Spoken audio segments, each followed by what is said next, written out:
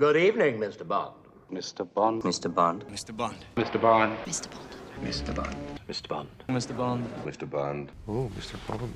Good evening, Mr. Bond fans. If there's any truth to the saying that a hero is only as good as his villains, then is it any wonder that the James Bond film series has remained ever popular with audiences, as over 60 years of cinematic Bond has produced some of the most memorable villains in the history of film. Some want to rule the world, some want all the money in the world, others are out for revenge, and some merely want to settle an age-old dispute involving a resentment over parental love. But all exist to make James Bond's life a living nightmare, and in this video we're going to be ranking each and every main villain the series has to offer from worst to best. We'll be talking about menacing performances, iconic lairs, devious schemes, and how perfectly each villain embodies the era of Bond that they belong to. Just a little housekeeping up front, this list will indeed just be focusing on each Bond film's main villain. While there's no ironclad criteria for designating a main Bond villain, they are generally speaking the ones at the top of their respective organizations or film-specific schemes. I plan on having a different video ranking all of the villains' henchman characters at some point in the future, but in this video, expect the focus to be on the Goldfingers and less on the odd jobs. There is, generally speaking, one main villain per film, but in some instances, I think there are stories that don't necessarily conform to that rule entirely. We'll talk in more detail as we go through and come to each of the characters in turn. As ever, this list will of course be my own subjective opinion, and please do share your own villain rankings in the comment section below. And while you're there, if you're not already subscribed to the channel, please do consider clicking the subscribe button. Every new subscription really helps this channel grow and improves its visibility, so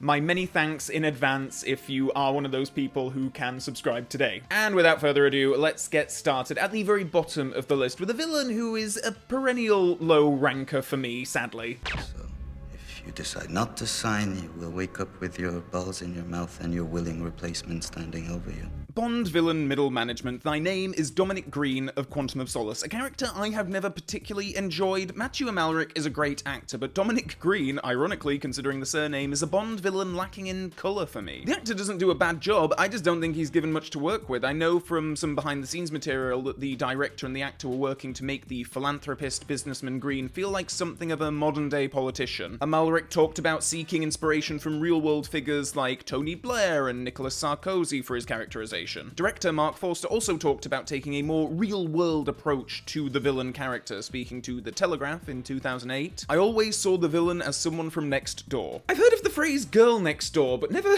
villain next door. I also love how in that same interview Forster talked about seeing Amalric and his reasons for casting him in the part. There's something so intriguing, I couldn't take my eyes off him. You're really drawn into that face. You almost feel pity for him. Which is such a lovely thing to say to someone. The very sight of your face makes me feel sorry for you. You're perfect! And maybe this all just explains why the guy is at the bottom of this list, because the conception of the character is already so far removed from what I would prefer a Bond villain to be. Quantum of Solace was when the filmmakers were looking at all the praise that Casino Royale received and figured that pursuing that kind of more realistic, grounded approach to the classic Bond elements was what audiences were yearning for. And I'm not saying that conceptually that's a bad thing, but compared with every other villain on this list, Green is just, frankly, kind of boring. Even moments where they try to make him menacing and dangerous fall flat for me. His speech about killing his piano teacher, for example, and then his fighting style at the end of the film, just kind of going totally berserker mode on Bond, is an odd choice. Like, yeah, I guess it's kind of frightening that he's just screeching and waving an axe around, but he's not especially physically imposing. Not that a main Bond villain needs to be, I should say, but with Green, I don't think he's an intellectual match for Bond, and I don't think he's a physical match either, and I do think that Bond villains generally do need to fall into at least one of those categories. There's just nothing really to the guy. His villainous scheme is complicated and kinda dull. He's not even at the top of his own nefarious organization. He doesn't have much of a personality. He has no special Bond villain traits. Yeah, he's at the bottom of this list because ultimately I just can't really think of any positives for the guy. Except for the pitiful face. Like, yeah, success on the pitiful face front at least.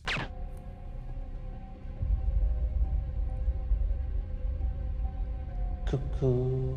Another Craig-era villain now, and the lowest-ranking Blofeld incarnation on this list. Christoph Waltz, from Spectre specifically, is the main villain. He also appears in No Time to Die as well, of course, but this isn't going to be a case of one appearance being better than the other or anything. I think Waltz's Blofeld is consistently underwhelming in both films. This is probably the most devastating one to rank for me personally, because I love Christoph Waltz as an actor. His turn in Inglourious Basterds is one of the great screen villain performances of all time. His casting as Blofeld should have been a slam dunk, home run, ball at the back of the net from the other side of the pitch kind of triumph, but I think you can tell that even he wasn't quite sure how to play the character. For the most part, he's doing the whole softly spoken, seemingly quite affable thing, and he has a couple of moments where he goes more obviously creepy, but I think the performance is much too reserved. Especially for Spectre, which was supposed to be the character's glorious return to the front and center of a Bond plot after spending decades in copyright dispute purgatory. So similar to Green, he falls into that category of just not having all that much about him, and then obviously they went into the whole adopted brother angle, that he and Bond shared something of a childhood, and that Blofeld's villainous motivations are in part due to a lack of parental love because his own biological father took in the orphaned James Bond and taught him to ski. I can't believe that that was part of a plot of an actual Bond film. That was painful for me to say. What the f***? A missed opportunity is honestly how I categorize Waltz's Blofeld. He could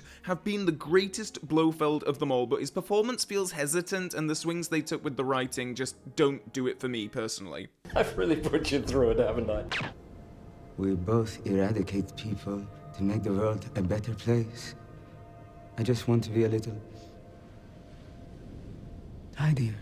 Okay, I swear that this is not a Daniel Craig era-hating channel. The other two main villains from Craig's movies will be ranking quite highly. It's just that, yeah, I do think that some of his films have the most divisive villains of the whole series, and Lyutsifer Safin from No Time to Die is another one of those for me. Safin might not be my very least favourite Bond villain, but he is definitely the one that I'm most frustrated with. Similar to Christoph Waltz's Blofeld, actually, you know what, it's going to be annoying if I have to say that this whole video. Let's come up with an abbreviation. Let's just refer to him as Waltzfeld. So, similar to Waltzfeld, the pieces of greatness were all there, but by trying to retrofit some of the ham-fisted emotional components into the villain's scheming, I'm left completely baffled when it comes to Safin. Sorry if I surprised you. They go for this whole connection back to Bond's love interest, Madeleine Swan's childhood, and it never quite gels. Like, he saves her from drowning as a kid, doesn't do anything for 20-odd years about that, and only then pops back up in her life to blackmail Madeleine into becoming a pawn in his scheme because, as luck would have it, she became romantically entangled with an MI6 agent whose foster, adopted brother, whatever you want to call him, just so happened to be the head of the villainous organization he's wanting to eradicate for having a hand in killing his own family? My head is spinning from this roundup alone. Since when did James Bond become a supervillain soap opera? Okay, before I talk myself into reconsidering and actually putting Safin at the bottom of this pack after all, I do want to say that the reason I'm putting him above Green and Waltzfeld is that I at least like that there is more going on with Safin aesthetically. I think he has a cool look, I love his bass, and it's a great, if not terribly well utilized location for the climax of the film, and I do think that Rami Malek does a decent job despite there being very little for him to work with. He succeeds in being creepy in a good amount of the scenes he's in, which is more than I can say for the other two. As far as I'm concerned, they should have just focused entirely on his evil world domination scheme and drawing out a clearer picture of what that's about beyond "I'm just mental like that," and far less on the connection to Madeleine, and also apparently Madeleine and Bond's daughter to, I guess, explain why he wants to kidnap them for the final act of the film. Because even that element of it isn't very convincing. Like, so he saved Madeleine from drowning 20 years ago and left her alone that whole time? Why is he deciding that now he wants to keep her forever as some kind of pet? You know what, it's really not worth thinking about that much. Come back from the precipice of the logic black hole, Calvin. Do I wish that the only Bond villain on this list to actually succeed in killing James Bond was a more fully rounded antagonist with clearer motivations? Of course. And as I say, whilst I certainly find him more frustrating than Green or Waltzfeld, in a vacuum, I do prefer the performance that the actor is giving in No Time to Die, which is ultimately why he's third from bottom on this list. But you know what, I'm actually keen to hear from people who maybe did like Safin. Like, would anyone rank this villain especially highly? Please do let me know in the comment section below, because I really like to hear differing opinions when it comes to these films. I mean, you know, as James Bond himself says. Well, it's all a matter of perspective. War. War has always been man's main occupation. You know, fools tell us his greatest accomplishments were the wheel or the alphabet. I say it's a battering ram and gunpowder. Okay, we're finally out of the Craig era, and now onto The Living Daylights' Brad Whitaker for another fairly low-ranking entry on this list. So, The Living Daylights is one of a handful of Bond films where I'm including two main villain characters. Georgi Koskov will also be making an appearance later on, but yeah, this is one of the films where I don't feel like there's really a clearly designated singular main villain. And while I think Georgi Koskov has the greater presence in the film of these two, he has the connection to the Bond girl Kara, which has him more entangled in the emotional side of things, he is really in partnership with Brad Whitaker, and I don't think it would be fair to say that either is strictly speaking working for the other one. Both have their own individual motivations for the whole complicated opium, diamonds, arms dealing plot, but they are a villainous partnership. Joe Don Baker plays Whitaker, and while the actor goes on to play a much more memorable character in the Brosnan era as CIA ally Jack Wade, I think he's clearly having some fun here as Whitaker. The guy's gimmick is that he's obsessed with military history. His place is decorated with wax statues of famous leaders and elaborate dioramas recreating battles. It's a shame the guy didn't discover train model villages or Warhammer when he was younger instead. Maybe a life of crime would have passed him by if his hobby fixation was just slightly adjusted. He doesn't have a terribly large presence in the film, and Bond only comes face to face with him for a showdown during the climax. And you know what, I do really like the idea that Whitaker, being an arms dealer, has all of the latest weaponry and body armor at his disposal, but the battle is short. Maybe appropriately, I should say. I mean, this is really the film's action coda after the true large-scale climax stuff has been done, but it's an element of Whitaker that I wish we could have seen utilized more thoroughly if the character had had a greater presence in the story. I never go back on a deal. It would be bad for my reputation. I need to start this off by saying I love Julian Glover. I think he's a terrific actor, and I think it's amazing that through his sheer scale of work over the decades, he has probably touched a series beloved by most cinema fans. I mean, Star Wars, Indiana Jones, Harry Potter, and that's not even including, you know, big TV franchises like Game of Thrones and Doctor Who, and, you know, of course, cinematic James Bond as well. I swear he's only like a superhero film or two away from having a complete Infinity Gauntlet full of appearances in pretty much every single beloved franchise ever to exist. He's a face I always love to see pop up in anything, frankly, but I just don't think that Kristatos is a particularly memorable or exciting Bond villain. I get that a part of that is because a big part of Fiore Only's mission objective was to bring 007 back down to Earth, following the barely science fact outings of The Spy Who Loved Me and Moonraker. So he was never going to be a villain with a particularly large-scale world domination scheme. They don't give him a scar, an eye patch, or webbed hands, so he's also missing that kind of physical attribute that a lot of Bond villains can boast. Unless we count his facial hair, which is pretty scary. I swear it's a bit of mustache wax and hair dye away from looking like the one from the V for Vendetta mask. I think Glover does a great job in the film, but he's also something of a twist reveal of a Bond villain. We're supposed to think of him as an ally until it's revealed that he's actually a baddie, so he doesn't have all that much of an opportunity to really lord his villainy over Bond like so many other Bond villains do. They only really have one proper scene together when all has been revealed and they have a bit of back and forth, but it's a shame that it's limited, as I think if the part were meatier, Glover would have really been able to stand out more. As it is, though, I do think he's a top-ranking Indiana Jones villain, but not a particularly strong Bond villain. Observe, Mr. Bond. The instruments of Armageddon. And as if to prove some of that criteria that I just mentioned is not an exact science, next on the list we have a villain who does have a big world domination scheme, and he does have physical attributes in his webbed hands, so why is Stromberg also relatively low on this list? It's another case where I really like the actor, Kurt Jürgens, but in the grand scheme of the more bombastic Bond villains, I don't feel like I ever quite relish Stromberg's presence on screen like I do so many other Bond villains that we're going to be talking about, like a Goldfinger or some of the other Blofelds. And maybe it's because I think Stromberg is played a little too subdued, straight, for lack of a better word. All the ingredients are there for something really juicy and audacious. Like, the guy wants to destroy the world so that he can build an underwater society, for Christ's sake. It doesn't get any more out there than that. And yet, I don't think the villain's on-screen personality matches that bombacity. It's possible, too, that he's just outshined by his henchman Jaws. When I think of The Spy Who Loved Me, Jaws is the first villain that springs to mind, and not Stromberg. Perhaps a part of it is that Stromberg's motivations in the film are not especially well laid out. I love how the novelization from the film's screenwriter, which is a fantastic novelization, by the way, highly recommended if you can pick up a copy, because in the novelization, the villain does flat out state on the page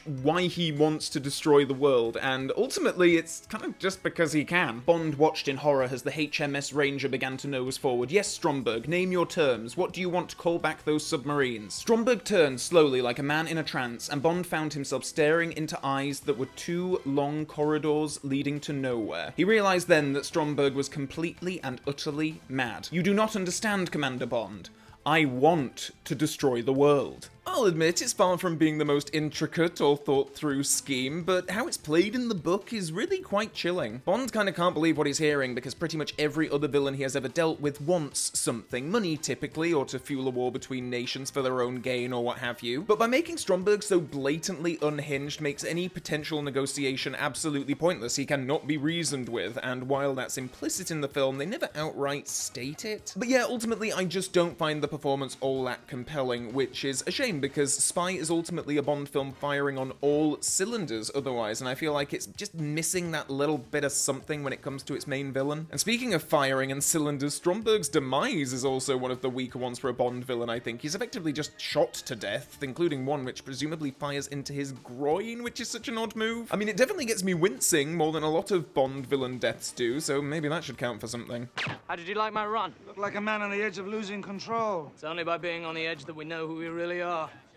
Under the skin. Okay, tricky one to discuss here. I'm going to refer to the main villain of Die Another Day as Gustav Graves throughout this video, but technically in the body of the film, this character goes by two names and is played by two different actors. Will Yun Lee as Colonel Moon when we first see him in the pre-credit sequence of the film, and then Toby Stephens as Gustav Graves for the majority of the movie. He's of course the villain of the series' 40th anniversary film, and you can tell that the filmmakers were looking to tick a lot of classic Bond villain tropes with this guy. He fits into so many of the usual expectations an audience would have of what a Bond villain is, and yet to the point that it does feel almost like a bit of a box-ticking exercise at times. And maybe that's fine. Die Another Day is a movie paying homage to the previous 40 years of cinematic Bond, so of course we need a villain with a gargantuan world domination scheme, a fantastic base of operations and all that, but I've never entirely gelled with Stephens' performance in a lot of places. I made mention of this recently in my big in-depth review of Die Another Day, but I think he plays it a little too snarly, a little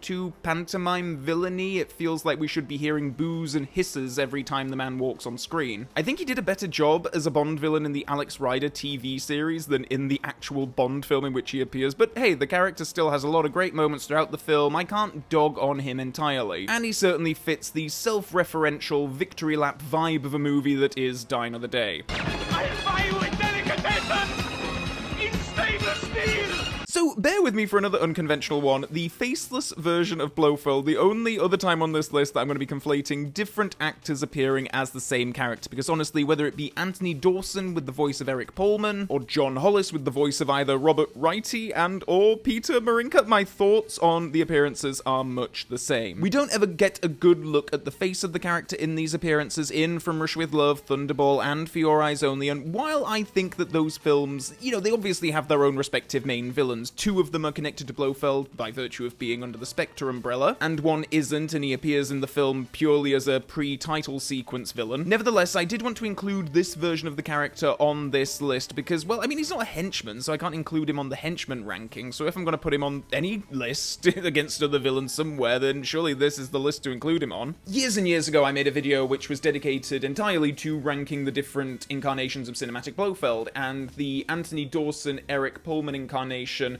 was the one that I put at the top of that list. And looking back on it, I think it was a bit unfair of me to do so because, yes, I think that, yeah, a face unseen figure stroking a cat, like, with a booming voice, like, yes, that is an iconic image in cinema. But that's all it is. It's not as if there's any real character there. He sits there, he dishes out some orders, dispatches of his own people in all three of these instances, but in the films in which he appears, he's ultimately overshadowed by the actual main villain of those stories. I still think that this is a pretty iconic incarnation though, the mystery of not being able to see who the guy is, the stroking of the cat, the booming sinister voice in all instances. But ultimately this version of Blofeld is a cipher, and a cool one at that, but difficult for me to rank over any of the upcoming Blofelds left to discuss. Un banco de 500 livres. Ah, it's your Spectre against mine, huh?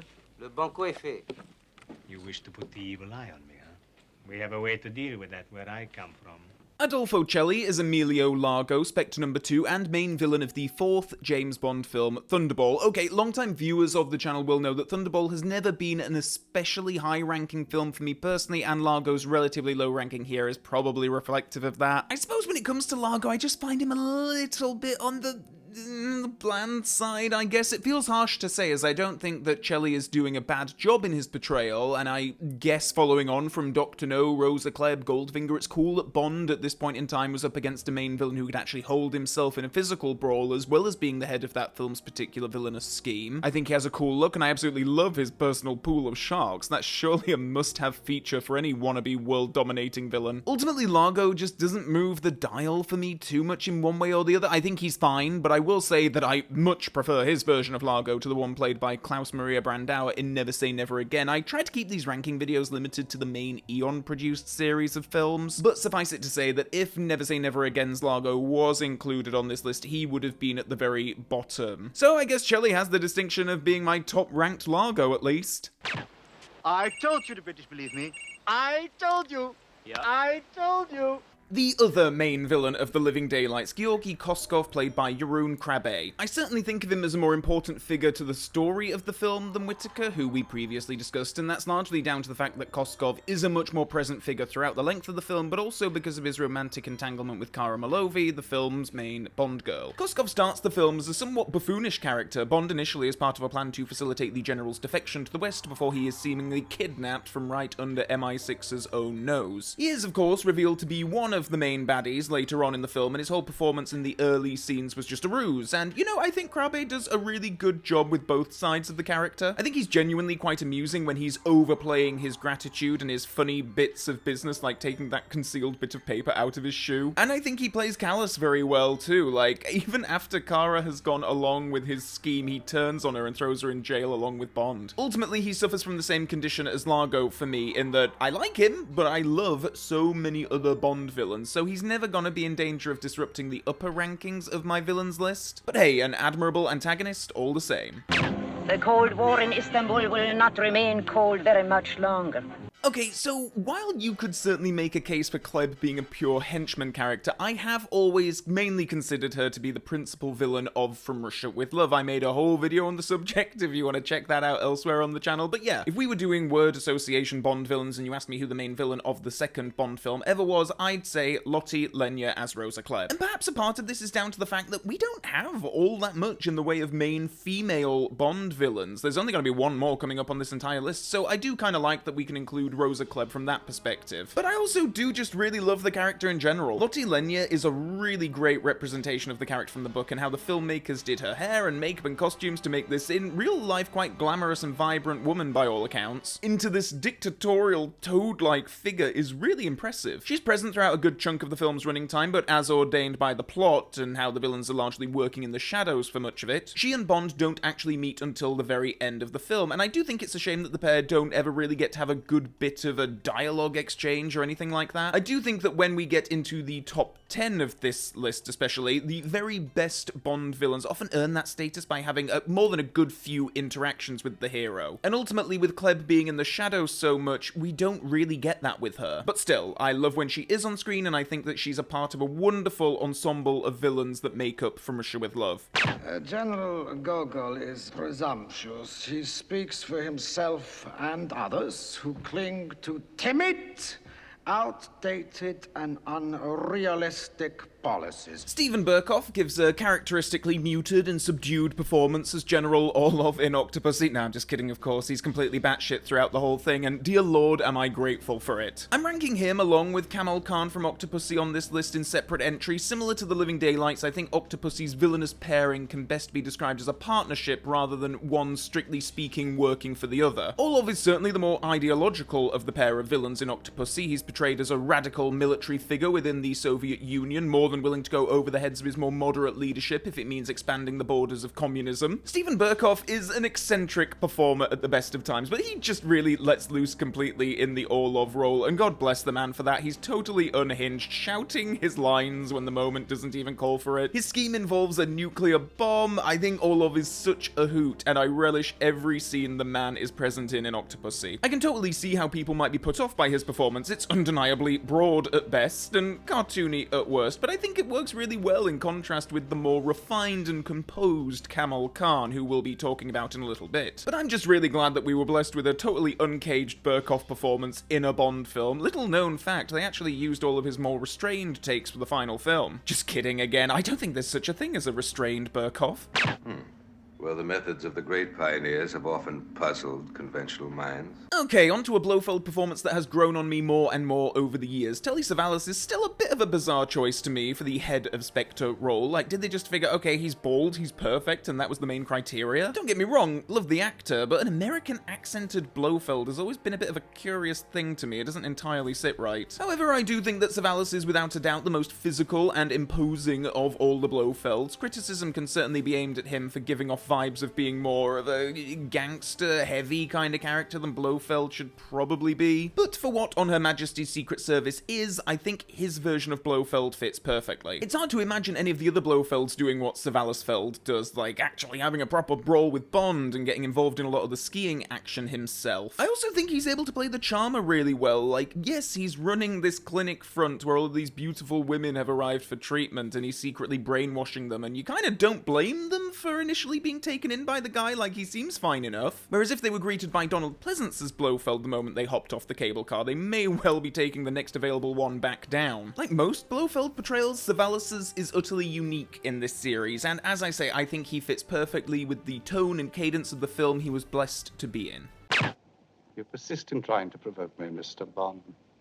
I could have had you killed in the swamp. And why didn't you? I thought you less stupid. Usually when a man gets in my way. Dr. No screen time, more like. Joseph Wiseman's Dr. No is a perfect example of doing so much with so little. The guy does not appear in person in his own damn movie until nearly an hour and a half into the running time of a movie that is already under 2 hours in length, but he makes such a fantastic impact for a villain who is in pretty much in all of just 2 scenes. The film really builds to his appearance, and he casts a long shadow, literally and figuratively apparently, over much of the narrative. So when there's that initial jump cut to his face, it's almost like a jump scare moment. It's such a perfect reveal of a character that up until that very shot has just been this faceless, ominous voice and presence. Our attempts failed. Your attempts failed. I do not like failure.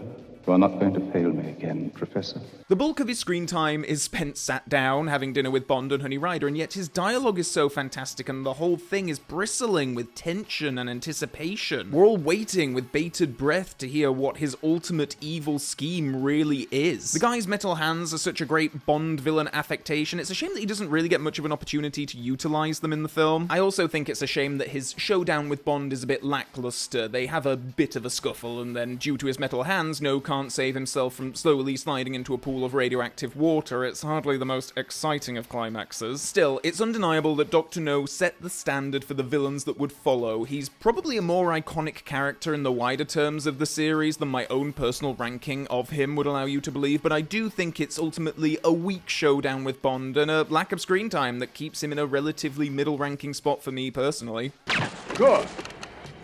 Let the sport commence. My sense is that this is definitely a polarizing one. I think a lot of people might question why this guy is as high as he is on this list, when admittedly Kamal Khan is far from being an especially standout villain. I think most of the very best Bond villains can be easily identified by a physical attribute or a particularly memorable evil scheme, and yet I'm not quite sure that Khan has either of those things. He looks like a pretty normal guy, and his plan is, one of the more complicated ones that is intertwined with General Orlov's, so he doesn't even really have the distinction of his own memorable scheme. And yet, I love Louis Jourdan in this part. The guy has this silky, smooth delivery and just this haughtiness about him that I think works really well in Octopussy. He has a fantastic henchman in Gobinder as well, and I think that the two of them make a terrific double act throughout the film. It's another one of those cases where the actor is entirely responsible for my liking the character as much as I do. I just find him an absolute blast to watch, and damn it, if Jourdan had been around for the advent of ASMR becoming a thing, he would have made a killing just uttering his particular special delivery of Octopussy into a microphone for 10 minutes at a time. Octopussy. Ah, Mr. Bond, there you are. And Miss Solitaire as well. Hardly unexpected, but most welcome. Whisper, 2 more glasses for our guests. Dr. Kananga, also known by his alter ego alias of Mr. Big, drug baron, crime kingpin, and politician, apparently. It's amazing the guy has any time for sleep at all, juggling 2 identities and all those responsibilities. Yaphet Kotto is an actor I really adore. He has a special place in my heart as one of the main crew members of the Nostromo in Alien, one of my favourite movies of all time, and he's a bit of a powerhouse as Kananga in Live and Let Die. I love how Kotto plays Kananga almost like he's trying to play James Bond himself in a lot of scenes. There's a dignity, a confidence, a suaveness even to him in a lot of places, so it feels especially arresting when he has his outburst moments. Like when he strikes Solitaire and starts screaming at her, it's a really powerful moment. I also really like how the fact that Kananga is juggling so many roles means that he handles himself differently depending on which role he's currently playing, whether it's seemingly legitimately recognized politician or drug lord. Like so many villains on this list where there's a twist involved, I personally cannot remember a time when I didn't know that Kotto was playing both the roles of Kananga and Mr. Big, so I can't recall if I was ever successfully duped by the film in that regard. I think Kotto does a great job, though, of adjusting his physicality and even his voice to convey that he's a character in disguise as a different character, but the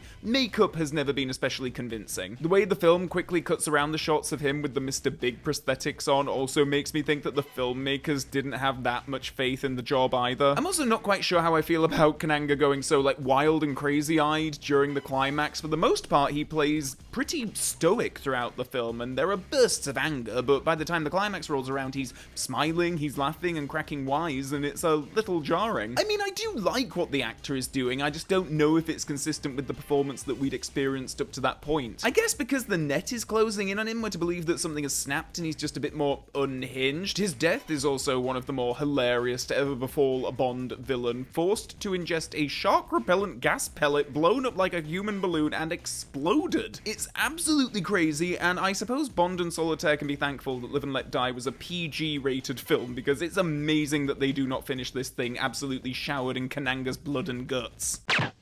It's just a jump to the left. Did I mention this was an entirely subjective ranking?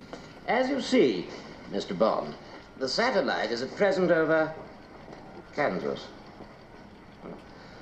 Well, if we destroy Kansas, the world may not hear about it for years. Okay, you'll need to indulge me on this one, but I have always loved Charles Gray as Blofeld in Diamonds Are Forever. I get why people would dislike him. He's a wildly different character to the Blofelds that came before him, and indeed after him, and yet I think he fits with the overall vibe and comedic tone of Diamonds Are Forever so perfectly. He's probably the campiest of all Bond villains, and playing Blofeld as some sort of bitchy drag queen, literally in one scene, is far removed from the source material. It makes for a villain that I never really considered to be that much of a threat for Bond in a way. But a part of the reason why I love him so much is that, especially these days, I take Diamonds Are Forever as pure comedy. It's almost a spoof of James Bond that just so happens to take place within the series continuity, and so yeah, does Charles Gray's Blofeld amuse me? Am I guffawing at his one-liners? Does the actor have an amazing skill at delivering dry and witty put-downs? Absolutely on all counts. So, you know, whatever. By most box-ticking metrics, he's a terrible Bond villain, but I will never tire of watching him. I feel like I enjoy his performance more and more every time I revisit Diamonds Are Forever. But I certainly do concede that he is a bit of a love him or loathe him entry in this series canon. As La Rochefoucauld observed, humility is the worst form of conceit. I do hold a winning hand. I'm happiest in the saddle.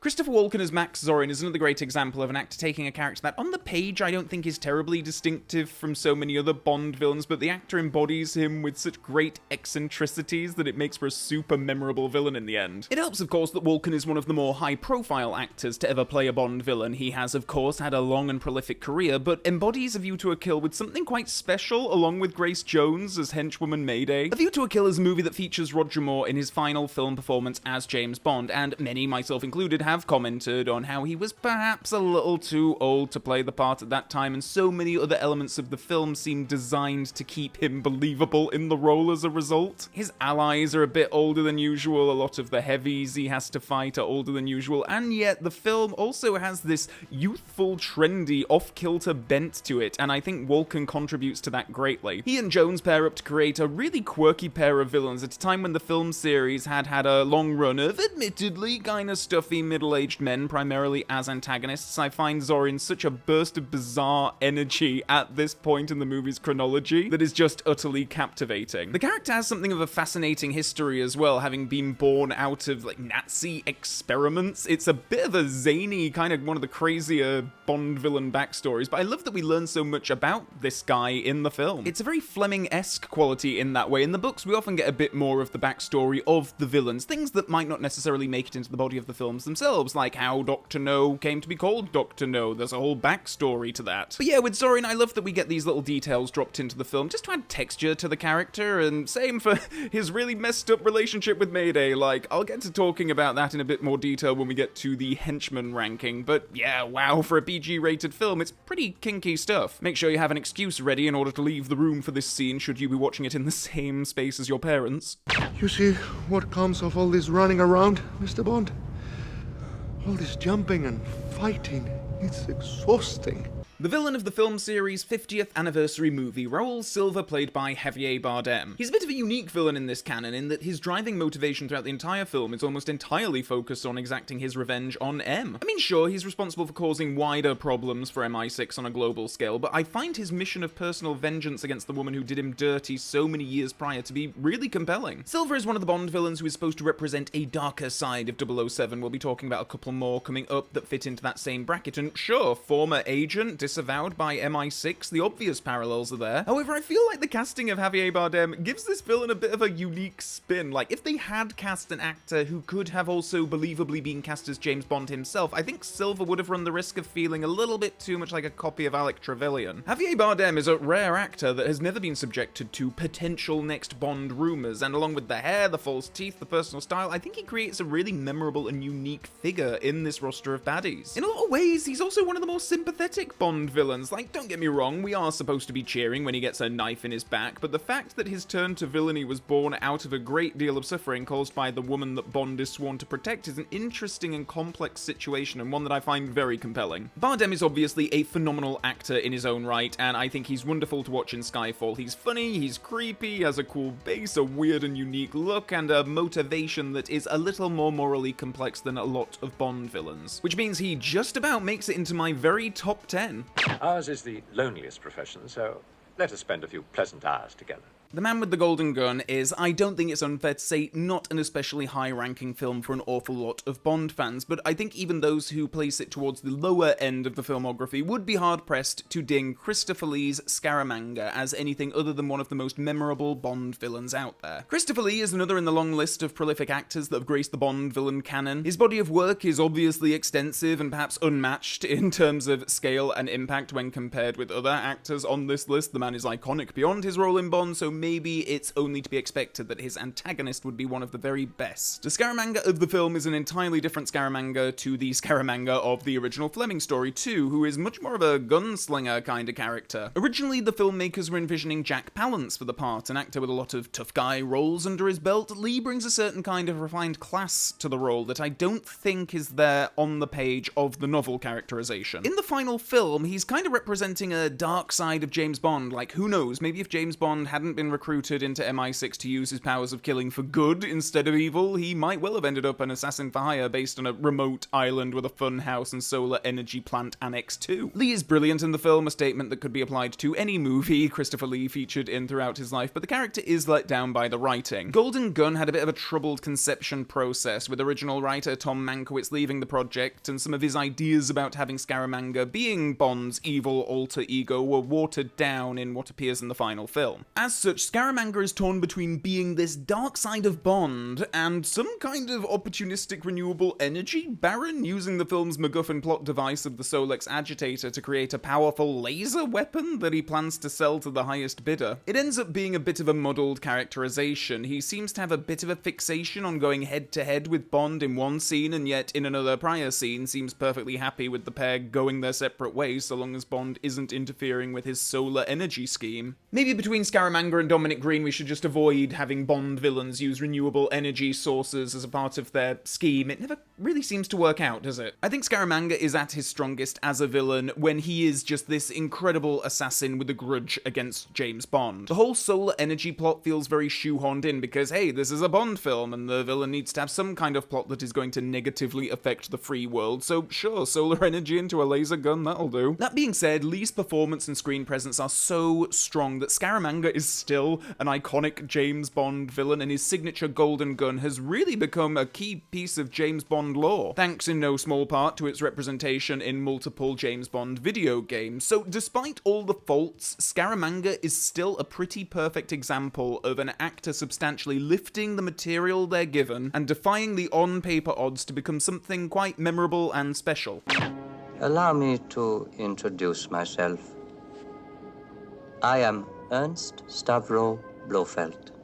The highest-ranking Blofeld incarnation on this list, and I think it's indisputable that Donald Pleasence's turn as the character in You Only Live Twice is the most iconic and left an indelible influence on Bond villains as a whole. The bald head, the scar, the creepy voice, the accent of indeterminate origin, the gigantic bass, pool of hungry piranhas, pretty much all of the classic Bond villain tropes are wrapped up in a single package with this guy. And outside of the series, 9 times out of 10, if a Bond baddie is being parodied somewhere, they're probably parodying Pleasence's performance in this film. It's nuts to think that an entirely different actor by the name of Jan Werich was originally cast in this Blofeld role. He was later let go from the film after not quite hitting the mark of what the filmmakers were wanting from the character, and it's one of those crazy instances in film where, had that call not been made, this very iconic element of cinema history would have been completely different. There are a handful of Bond villains that transcend their roles in this film series, and Pleasence's Blofeld is one of those. He is truly iconic in every sense of the word. He's another villain without a whole lot of screen time in the film, but the minutes that he has are full of punch and impact. His initial meeting with Bond, the moment that revealed Blofeld's face in the film series for the first time, is such a wonderful scene, and I would have really adored to see and hear an audience of fans reacting to that reveal for the first time when the movie was first running. After years of the film series having teased Blofeld's appearances and guarded them with such secrecy, here he is, finally. If I could rewrite time and have any of the other Blofeld actors return for more films, Pleasence would be an easy choice for me, and ultimately his limited appearance in the film is what is ultimately holding him back from the very top spots of this list. For all of the iconography that came out of his performance in the film, I am always left wanting more from him. He ends the film by kind of just scurrying away, and I would have loved to have seen this version of Blofeld continue into further installments, and we could have had more of him and Bond together. I suppose the problem with leaving the audience wanting more in this case is that, damn it, I want more. But even though we only got one film with Pleasence as Blofeld, he still became one of the most iconic figures in this beautiful, crazy, mixed-up world of 007, and I will always be grateful for that. And he deserves all the kudos in the world for being able to maintain a grip on that cat while it was freaking out from all the explosions. How he was able to make it through the take without screaming in pain and flinging the thing at a wall will forever be a miracle to me.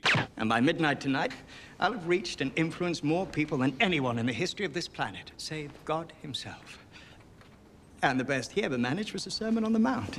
I think most of the best Bond villains are pretty timeless, in that you can drop them into most periods of time and maybe tweak a couple of minor details, their plots would still hold up. Elliot Carver is one whose evil machinations have arguably become more and more timely as the years have gone by since Tomorrow Never Dies was first released. The character is a media baron, creating and manipulating the headlines to suit his own agenda. He is brilliantly played by Jonathan Pryce, who presumably gave the production design team a run for their money by chewing away at the scenery at literally every possible opportunity. And 1 billion people around this planet will watch it, hear it, and read about it from the Carver Media Group. There's no news like bad news. Carver is a bit of a polarizing villain in the fandom in my experience. I know a lot of fans feel his performance is a bit too much, a bit too campy, but I've always just really loved the guy, and I think it fits entirely for his character that he's so over the top in so many ways. He is a media baron, for goodness sake, who places himself front and center as the gigantic face of his own empire. He is perhaps the most egotistical Bond villain of them all. And you know, I do think that some of his darker moments still play really well despite the camp, like the scenes with his wife in particular have a real creepiness to them, to the point that you wonder what Paris Carver ever saw in the guy that made her want to marry him, other than his enormous personal fortune and gigantic global influence, of course. He's a villain I never tire of watching, and I think he complements the overall tone of Tomorrow Never Dies really well. He's a delicious baddie and an outrageous character, and damn do I love him for it. When you're up to your ankles, you're gonna beg to tell me everything.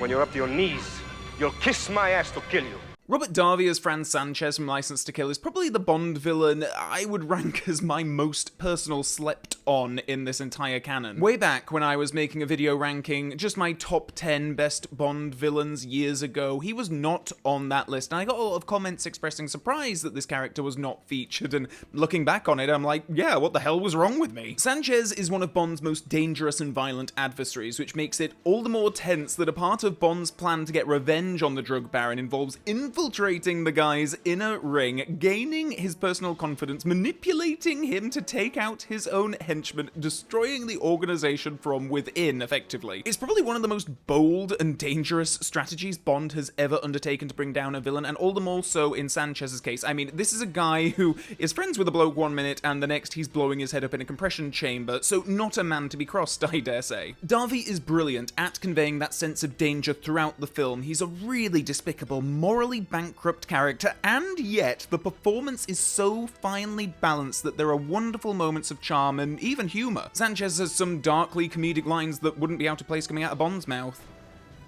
What about the money, Patron? Launder it. One of the more interesting elements of Sanchez is that the guy values loyalty above all else and seems to genuinely treasure and reward the people that work for him based on that loyalty. How many times have we seen Bond villains taking out their own henchmen without much of a care in the world? Sanchez seems quite personally hurt when he thinks that his people have betrayed him, and ultimately if you are loyal to him, he will keep his word and honour it, and that makes for a fascinating bit of characterization, I think. Bond's showdown with the villain is also one of his most brutal in the entire series. Both of them are bloodied and covered in dirt, Sanchez wielding a machete. He's a very physical main villain. Even though he is at the top of his own little organization, he has henchmen who can carry out a lot of his dirty work, but when the moment calls for it, Sanchez can still go toe-to-toe with Bond, which only adds to that sense of jeopardy about the character. Sanchez is easily one of Bond's very top adversaries as a result of all of this, and another perfect combination of actor, character, and film in this series. There's no point in living if you can't feel alive. Elektra King is a wholly unique villain in this crazy cavalcade of characters. I think most Bond antagonists can slot into specific categories, whether that be a representation of a darker side of our hero, a member or leader of a villainous organization like Spectre and Quantum, or a mad rich industrialist. And while Elektra is certainly one of the latter, she's a very wealthy oil empire heiress, but the crucial element of her character is that she is effectively a Bond girl who, spoiler alert I guess, is revealed to be the main villain of her respective story. The film sets her up as something of a tragic figure. Her father is murdered and a notorious criminal named Renard is seemingly out to kill her. This is of course flipped on its head when it's revealed that Renard is actually working for her, and the two are in cahoots, with Elektra being the brains behind the scheme to cause a devastating blast in Istanbul that would effectively lead her to having something of a monopoly on oil. The series had previously seen many a femme fatale character, but always as henchmen, and yeah, Bond might sleep with them, but I don't think we're ever supposed to believe that he's actually falling for them. Elektra books that completely. The film throws in allusions to Bond's greatest love, his deceased wife Tracy, at a few points. Not to get too Freudian about this, but it's no accident that we see Bond going skiing with Elektra, much like he did with Tracy back in Majesty's Secret Service. We are to believe that our hero is indeed falling in love with Elektra, so the reveal that she's actually a master manipulator is an especially devastating blow. Sophie Marceau is a really great actress, and I love how she really leans into Elektra's vulnerabilities and plays them quite earnestly. Is it any wonder that Bond is duped when this fragile victim of a character is the way she is, and yet on a dime she can flip it and she becomes this cold, calculating psychopath? She's emotionally manipulative in a way that I don't think any other Bond villain has ever been. Her special skill is her ability to manipulate people, Bond, Renard, and even M. It is that emotional component that makes her quite unique in this roster. I don't think the plot would have carried out in quite the same way if Bond were forced to go skiing with a guy that looked like Goldfinger, you know? You would lose that whole tragic tragic romance angle of the story which is key to the film and key to Elektra. And when all is laid bare and she can really revel in her evilness, when she has Bond on the pain-faced tortured chair and she's flaunting her manipulations right in front of the man's face, I think she's a blast to watch, and her overconfidence in her abilities to influence stays with her right until the very end. Bond literally has a gun pointed at her, demanding she call off her scheme, and she's like, you know what, I still think I can pull this off actually, and I just love that. Dive, Bond! May I press you to a cucumber sandwich? Thank you, no, nothing at all. I have a feeling this is going to be my most controversial of my very top picks, but Michael Lonsdale as Hugo Drax is another Bond villain with a very special place in my heart, given that Moonraker was the very first Bond film I ever saw. Drax also has one of the more gargantuan schemes of any Bond villain, involving wiping out most of humanity from the safety of his Earth-orbiting space station and then repopulating the planet with his own specially selected group of individuals, in order to create some kind of master race on Earth that will ultimately look up to him in the heavens as a god. I'd love to have been a fly on the wall when Drax was revealing the details of this whole scheme to his rather large workforce. Or is it part of the recruitment process to work at Drax Industries that you are vetted early to make sure that you're on board with this whole scheme? Did they show you a little video as part of your induction in and amongst all of the health and safety stuff about, like, yeah, wear a helmet to use a stepladder. Oh, by the way, have you ever considered a life in outer space? This is perhaps where I open myself up to some accusations of hypocrisy too, because Drax is a villain very much in the mold of a Karl Stromberg. Big, world-destroying scheme, both actors underplay their characters despite them being absolutely batshit loony bin mentalists, and yet maybe I do just vibe with Michael Lonsdale more as an actor, but Drax is just such a joy to watch for me, whereas Stromberg just isn't. I really love how Drax and Bond have barely met in the film, and yet just like seconds after their first meeting, Drax is already giving orders for his henchmen to kill the agent. Look after Mr. Bond. See that some harm comes to him. Really should have taken him up on that offer of a cucumber sandwich, James. I think you offended him. And yet, despite them reaching that point like quite early on in the film, the pair have a bunch of scenes together throughout the movie, which is really cool. And yeah, it's kind of cartoony that Drax knows that Bond knows that he's trying to kill him, and yet they both kind of play along with the cat and mouse, I'll get you next time kind of thing, which I think is just a lot of fun to watch play out. Drax also has some of the more flowery lines of dialogue that a Bond villain has ever had to utter. Make sure you have dictionary.com at the ready to try and make sense of what the hell he's talking about in some places. You have all served in humble capacities in my terrestrial empire.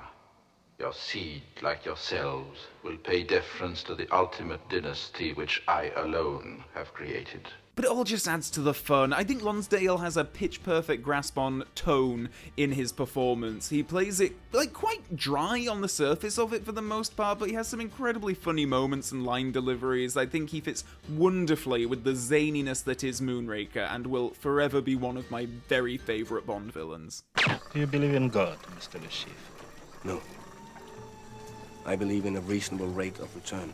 Mads Mikkelsen's Le Chiffre is definitely the Bond villain that has grown on me the most over the years, and in no small part down to Mikkelsen frankly becoming one of my favourite screen actors in the years since Casino Royale. Too many films that I could cite from his turns in big Hollywood productions like Rogue One and Dial of Destiny, to films from his native Denmark like The Hunt and Another Round. The latter being one of my favourite films of all time, by the way, like definitely check out Another Round if you haven't. And he's certainly my favourite Hannibal Lecter ever after his performance on that series, really bone-chilling and hilarious and even sexy in equal measures. Mads Mikkelsen is always a dependable presence and elevates anything he's in, which is why I find it pretty wild to think back to watching Casino Royale for the first time, and I had no idea who the guy was. I'd never seen him in a film before. In contrast with Hugo Drax and his giant world domination scheme, the Chiffre's whole deal is much more grounded. It's about stocks and shares, for Christ's sake. Here's $10 to invest in the futures market. Skyfleet! Skyfleet! Skyfleet! And yet Le Chiffre is still one of the most menacing and eerie Bond villains of them all, I think. A big part of that is down to Mikkelsen himself, and I say this with the utmost respect and admiration for the guy. He's one of my favourite actors working today, but the guy is just damn creepy looking, and bless him for that. So much of Casino Royale is of course centred around the poker game, and if either Bond or Le Chiffre were not absolutely top tier in those scenes, then the entire film would not have worked. Unfortunately, I think Casino is one of Craig's best Bond performances, and he's paired with with one of the best actors to ever play a Bond villain, so that whole sequence is suitably electric and bristling with tension when required. Chiffre is one of those Bond villains that kind of defies any attempt at a kind of box-ticking element that I might try to put on this ranking, because he does not have a bombastic scheme that I typically love. He's not the head of his organization. His main motivating factor throughout much of the second half of the film is that he needs to get money or the people above him are going to come and kill him, which they ultimately do. Bond doesn't even get the kill in on this particular villain, which after having his testicles bashed in with a chunky bit of rope, you know, Bond probably deserved the right to do the deed himself rather than Mr. White. If I was Mr. White and I walked in on that site, I'd be quick to hand over my gun to Bond as a mark of respect and allow him to pull the trigger after what he's just been through. And yet, hey, I find Chiffre an utterly captivating figure to watch throughout the film. He has a magnificent screen presence and he's a key element of one of the greatest Bond films ever made. You know, James, I was always better. 3 Brosnan-era villains in my top 10, how painfully predictable of me, but what can I say? I think that era has some of the most interesting and unique villains in the whole Bond canon, and in a similar vein to Elektra, a part of the reason why I love Alec Trevelyan so much is that he occupies something of a very unique position in this series. I think he's the best example of the dark side of Bond archetype. I mean, who could possibly be a more worthy adversary for 007 than 006? Well, other than 005, 004, 003, well, you get the idea. I would cite this as a spoiler, the fact that 006 actually ends up being the film's villain, but given that the film's own trailer spoiled any potential surprise, I don't know if that's really necessary for me. And this time, 007 is facing the ultimate enemy, the man who knows him best. Hello, James. What an unpleasant surprise. 006. Perhaps more trailers should just embrace flat-out spoiling their own movies' twists. Like, maybe so many of us would have enjoyed No Time to Die a hell of a lot more had we had, you know, been braced. James Bond has a daughter. He dies at the end. And the villain's plan makes no sense at all. Sean Bean is a perfect bit of casting too, not only because he kind of gets to play the character dying twice in the space of one film, with the first death being a fake-out of course, but still, Bean is great because he could well have been cast as James Bond himself had the pendulum not swung towards Brosnan in this instance, and I think GoldenEye does a terrific job of setting up Bond and Trevelyan as good friends in that pre-credits scene. It's a really short space of time to establish a relationship that is going to be fundamental to the film's story later on when it's flipped on its head, but the economy of storytelling, the banter between the two characters, the stuff about buying a pint in particular, works so well to create this sense of camaraderie so that we feel the pit in Bond's stomach later in the film when it's revealed that his friend is the one pulling all the evil strings, and hey, Bond inadvertently gave him a scar too, so well done, James, on giving him a signature Bond villain trademark yourself and you didn't even know it. Alec's villainy being rooted in a resentment against the British government for the mistreatment of his parents is a great emotional basis for his scheme, which is ultimately a giant high-tech bank job, as Bond himself calls out in the film. But it still boils down to petty theft. In the end, you're just a bank robber. Nothing more than a common thief. But unlike, say, Scaramanga, where I feel the dark side of Bond element clashes with the classic big-scale villain scheme, in GoldenEye, I think it all comes together really nicely and the elements are complementing rather than clashing. I think both hero and villain have some great exchanges throughout, and their final brutal fight around Alec's giant satellite dish base is a showdown for the ages. We'll get to henchmen specifically at a later date, and I do think that GoldenEye has the greatest ensemble of villains that the film series has to offer. But there is just one more individual main Bond villain that I think pips Trevelyan to my top spot, and coincidentally he's from another film which has gold in the title. Man has climbed Mount Everest, gone to the bottom of the ocean. He has fired rockets to the moon, split the atom, achieved miracles in every field of human endeavor. Except crime! Could it be anyone else? Goldfinger is the classic representation of a Bond villain, brilliantly brought to life by Gert Frobe's physicality and Michael Collins' phenomenal voice work. I know dubbing actors are used frequently throughout Bond history, but this is really a magical pairing. I still remember having my young mind blown when I learned that this is not the man's actual voice. I mean, it fits so perfectly, it's insane. The julep tart enough for you? There's a reason Goldfinger became probably the archetypal Bond villain. He has a delicious evil scheme and seems to be relishing every single minute of carrying it out. One of my very favourite Bond and Bond villain scenes is the one where he and Bond are drinking mint juleps on the porch, and he's just watching Bond figure out his whole Fort Knox heist plan, and the guy is having the time of his life, watching the wheels turn in Bond's head, seeing him piece it all together. This is a guy who loves being a baddie to the point that it's almost infectious. I say infectious, it's not as if I'm planning to radiate a vault of gold anytime soon. Or am I? It probably helps that he and Bond have an awful lot of interactions together throughout the film, and I think both Frobe and Connery have a great chemistry together. A scene where Bond golfs with the villain could run the risk of feeling incredibly dry, and yet with these two I'd happily spend a few hours watching them go through all 18 holes. And a pint at the club afterwards. I just can't get enough of seeing these two on screen together. Goldfinger also has some of the most classic lines ever gifted to a 007 antagonist, including possibly the single greatest exchange in the entire series. Do you expect me to talk? No, Mr. Bond, I expect you to die. He's an utterly sadistic character. We see he has no qualms double-crossing his own people, including henchman Oddjob, and I can't imagine there being a more loyal lackey out there than that guy, so the fact that he was willing to throw him on the fire when the net was closing in says a lot. If Goldfinger had made it through this whole scheme, he'd have needed to train a whole new henchman to do that lost golf ball trouser trick. Goldfinger is everything you could possibly want from a Bond villain: a diabolical scheme, iconic dialogue, a brilliant agent-torturing device, a phenomenal signature vehicle, an iconic look, an outrageous death scene, and perhaps most importantly, a seriously compelling on-screen relationship with James Bond himself. As I say, the way these two actors work off each other throughout every scene together is the stuff of movie magic. I cannot get enough of these two guys sparring, one-upping each other, and playing a game of cat and mouse where they both seem to be the cat and mouse at the same time. Goldfinger was the main villain of only the third Bond film ever to be released, and yet 60 plus years on, he remains the, yeah, I am gonna say it, the gold standard of Bond villains.